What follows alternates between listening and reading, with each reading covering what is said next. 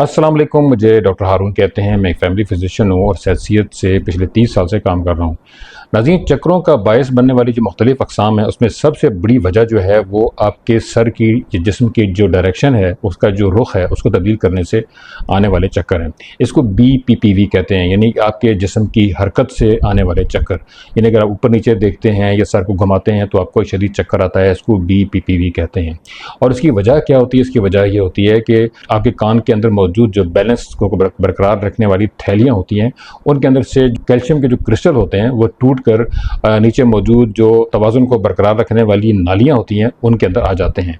और वहाँ पे मौजूद जो सेंसर्स होते हैं जो कि आपके जिस्म को मुतवाज़न रखते हैं, उनको गैर ज़रूरी तौर पर ये क्रिस्टल मुतहर्रिक कर देते हैं और यूँ आपको चक्कर आने शुरू हो जाते हैं। आमतौर पे ये क्रिस्टल जो होते हैं ये उन थैलियों ही में रहते हैं और वहाँ से हरकत नहीं करते। नाज़रीन, अब सबसे बड़ा सवाल ये है कि ये जो क्रिस्टल हैं ये थैलियों से टूटकर जो नालियाँ हैं, जो कान के अंदर नालियाँ होती हैं, उनके अंदर ये आते कैसे हैं? तो इसकी सबसे बड़ी वजह जो है वो स्टडीज़ के मुताबिक विटामिन डी की कमी है।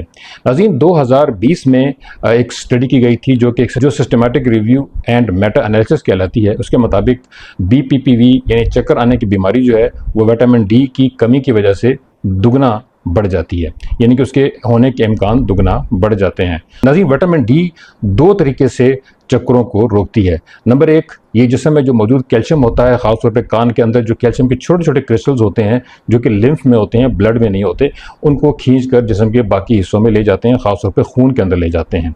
इस तरीके से जो क्रिस्टल थैलियों के अंदर होते हैं उनको अपनी जगह पे बांध के रखते हैं, यानी अपनी जगह पे जोड़ के रखते हैं, क्योंकि इनके नीचे एक ख़ास किस्म की ग्लू होती है जिसके नीचे मुख्तलिफ सेंसर लगे होते हैं।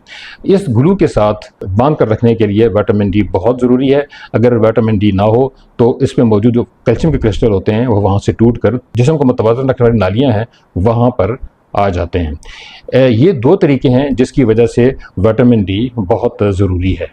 नाज़रीन, इसके साथ साथ विटामिन डी और बहुत सारे काम करता है, जैसे जिस्म में जो सोजिश होती है उसको कम कर देता है, इंसुलिन रेजिस्टेंस को नहीं होने देता, मोटापे को रोकता है और इम्यूनिटी को बरकरार रखने के लिए ये बहुत ज़रूरी है। जिसम में जितने भी इम्पॉर्टेंट या अहम उज़्व होते हैं, जैसे ख़ास तौर पे जिसमें गुर्दे शामिल हैं, दिमाग शामिल है, दिल शामिल है, इन तमाम को मुनासिब तरीके से अपना काम करने के लिए विटामिन डी की ज़रूरत होती है। और इसी वजह से अगर विटामिन डी की मुनासिब मकदार आपके जिस्म में मौजूद है तो आपको ब्लड प्रेशर, शुगर, दिल के अमराज, जिस्म का जो खुदकार दिफाई निज़ाम होता है, इम्यून सिस्टम, उसको मुतनासिब तरीके से काम करने के लिए विटामिन डी की ज़रूरत होती है। नाज़रीन, स्टडीज़ के मुताबिक अगर जिस्म में विटामिन डी कम हो जाए तो चक्कर आने के इम्कानात जो हैं वो 63 गुना बढ़ जाते हैं। एक और स्टडी के मुताबिक अगर विटामिन डी कम हो जाए तो चक्कर आने के जो इम्कानात हैं वो 5.5 गुना ज़्यादा हो जाते हैं। नाज़रीन, इसी तरीके से 2026 में एक स्टडी की गई है जो कि एक बहुत अहम साइंस मैगज़ीन जिसका नाम एनल्स ऑफ ऑटोलॉजी, रेनोलॉजी और लैरेंजोलॉजी है, उसमें छपा है। इसमें यह बताया गया है कि BPPV यानी कि आम जो चक्कर आते हैं उनको रोकने के लिए विटामिन डी बहुत ज़्यादा ज़रूरी है। नाज़रीन, विटामिन डी के साथ साथ मैग्नीशियम की एक मुनासिब मकदार का होना भी बहुत ज़रूरी है। मैग्नीशियम भी वो मिनरल है जो कि मास्टर मिनरल है, जो कि बाकी तमाम मिनरल्स को कंट्रोल करता है, जिसमें कैल्शियम भी शामिल है, विटामिन डी भी शामिल है, क्योंकि विटामिन डी जो है वो बग़ैर मैग्नीशियम के काम नहीं करता और विटामिन डी को अपना काम करने के लिए मैग्नीशियम की एक मुनासिब मकदार का होना बहुत ज़रूरी है। नाज़रीन, मैग्नीशियम इसलिए भी ज़रूरी है कि वो जिस्म में इंसुलिन के एक मुनासिब मकदार को बरकरार रखता है, उसकी सेंसिटिविटी को भी ठीक रखता है और जिस्म में जो इंसुलिन रेजिस्टेंस होती है उसको भी कम कर देता है। इस तरीके से मुख्तलिफ जो मिनरल्स होते हैं और विटामिन्स होते हैं उनको अपना काम करने के लिए एक मुनासिब मकदार में मौजूद मैग्नीशियम की बहुत ज़्यादा ज़रूरत होती है। नाज़रीन, जहाँ पे हम विटामिन डी की बात करते हैं वहाँ पे विटामिन K2 की बात ना हो, ये तो मुमकिन ही नहीं है। विटामिन K2 एक बहुत इंपॉर्टेंट विटामिन है और इसका रोल ये है कि ये जो कैल्शियम बहुत ज़्यादा एब्जॉर्ब होता है विटामिन डी की वजह से उसको मुनासिब जगह पहुँचाता है। मसलन ये कि जो लिम्फ में और जिस्म के बाकी हिस्सों में कैल्शियम मौजूद होता है उसको विटामिन डी ब्लड में एब्जॉर्ब तो कर लेता है, मगर उसके बाद उसको ये समझ में नहीं आता कि इसका करना क्या है। नाज़रीन, कैल्शियम एक मुंह जोर घोड़े की तरह है, उसकी कोई भी डायरेक्शन हो सकती है, उसका रुख रुख कोई भी हो सकता है। वो जिस्म के जो सॉफ्ट टिश्यू होता है, जैसे इंसान के पट्टे हैं, इसके अलावा लिम्फ है और बाकी मुख्तलिफ जो बाफ्तें हैं और टिश्यूज़ हैं, उनके अंदर इकट्ठा हो जाता है। मगर इसको हड्डियों में पहुँचाने के लिए विटामिन K2 बहुत ज़रूरी है।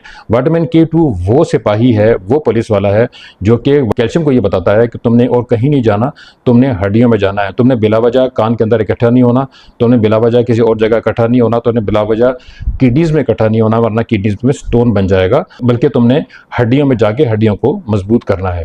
नाज़रीन, विटामिन K2 ही वो बदकिस्मत विटामिन है जिसके ऊपर बहुत ज़्यादा रिसर्च नहीं हुई, हालांकि इसके ऊपर रिसर्च करने की बहुत ज़्यादा ज़रूरत थी।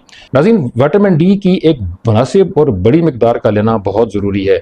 नाज़रीन, आमतौर पर यह बताया जाता है कि विटामिन डी का जो RDA है, यानी रिकमेंडेड डेली अलाउंस है, डेली के डोज है, वो 600 से 700 इंटरनेशनल यूनिट्स है, जो कि बहुत कम है। हालांकि मुख्तलिफ स्टडीज़ में ये बताया गया है कि इसकी डोज अगर 10,000 से 20,000 ली जाए या कम से कम 50,000 ली जाए तो उससे जिस्म में मुनासिब मिकदार विटामिन डी की रहती है, जिससे जिस्म के तमाम फंक्शंस काम करते हैं, जिससे इंसान शुगर से महफूज रह सकता है, ब्लड प्रेशर से भी महफूज रह सकता है, कानों की जो चक्करों की बीमारी है इससे महफूज रह सकता है, और जो जुमला मसाइल हैं जिसमें दिमागी मसाइल, दिल के मसाइल, आपकी शरियानों के मसाइल है, उनसे भी महफूज रह सकता है।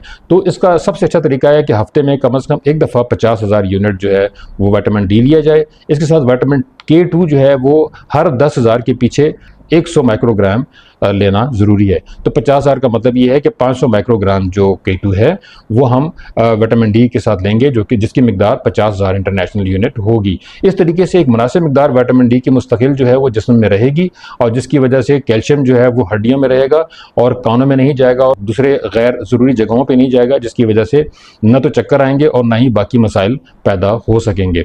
नाज़रीन, आज के प्रोग्राम में हम आपको कुछ ऐसी ग़िज़ाएँ बताएंगे जिनके अंदर विटामिन B12, B1, B6 और B3 के साथ साथ विटामिन डी की एक बड़ी मिकदार होगी। इसके अलावा विटामिन B12 भी होगी। इन ग़िज़ाओं के इस्तेमाल का फ़ायदा ये होगा कि आप अगर इनको इस्तेमाल करते हैं तो आप जुमला मसाइल से महफूज रहेंगे, जिसमें शुगर है, ब्लड प्रेशर है, चक्करों के मसाइल हैं, उनसे भी महफूज रहेंगे। आपका आसाबी निज़ाम भी अच्छे तरीके से काम करेगा, आपका दिल भी ठीक तरीके से काम करेगा, आपका जो खुदकार आसाबी निज़ाम और आपका जो दिफाई निज़ाम है वो भी अच्छे तरीके से काम करेगा, जिससे आप बहुत सी बीमारियों से महफूज रह सकेंगे। इसके साथ साथ हम आपको ये भी बताएंगे कि आप इन ग़िज़ाओं से मज़ीद कौन सी डिशेस वगैरह तैयार कर सकते हैं, और आप एक हफ़्ते में इन डिशेस को इस्तेमाल कीजिए। सिर्फ 4 या 5 हफ़्ते अगर आप इन डिशेस को इस्तेमाल करेंगे तो आप इंशाल्लाह इन जुमला बीमारियों से महफूज रहेंगे।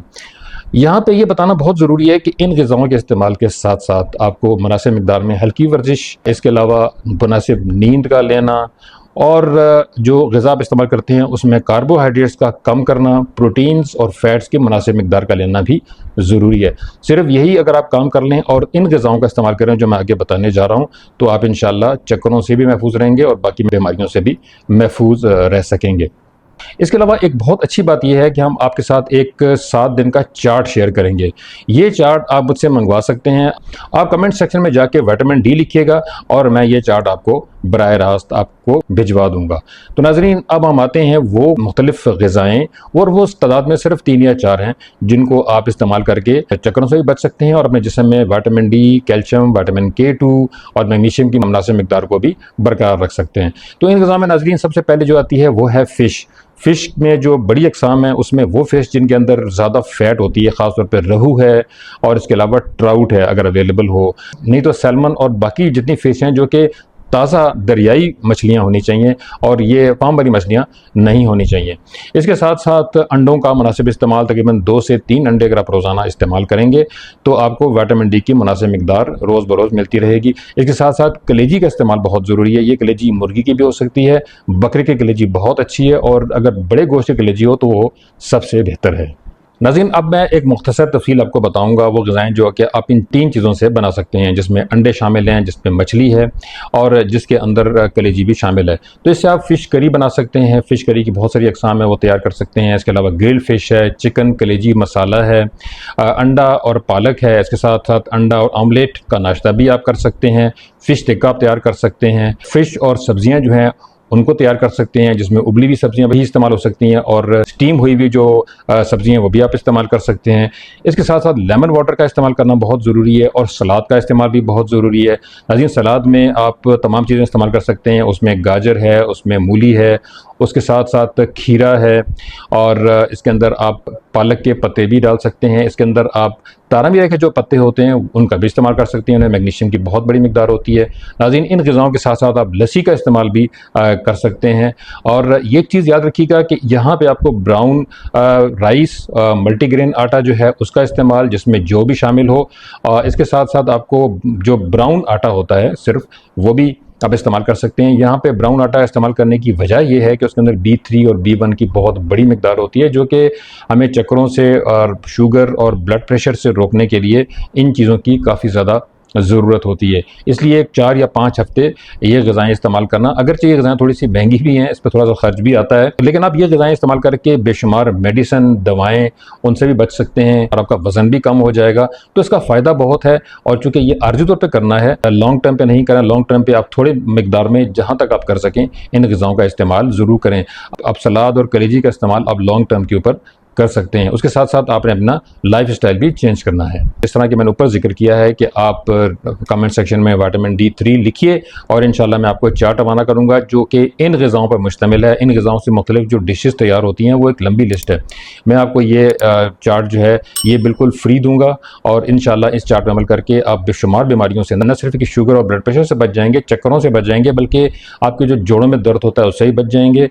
अगर आपको भूलने की बीमारी है उससे भी आपको निजात मिल जाएगी, क्योंकि इसमें विटामिन B1 भी शामिल है जो कि दिमाग के लिए बहुत ज़्यादा ज़रूरी है। इसके अलावा अगर आपको कमज़ोरी रहती है तो विटामिन B3 चूँकि है तो उस वजह से आप कमज़ोरी से भी बचे रहेंगे। तो नाज़रीन, के साथ साथ कुछ नट्स होते हैं जिसमें काजू शामिल है, बादाम शामिल है, पिस्ता है और वॉलनट है, यानी कि अखरोट है। इन तमाम का इस्तेमाल भी आप साथ साथ कर सकते हैं।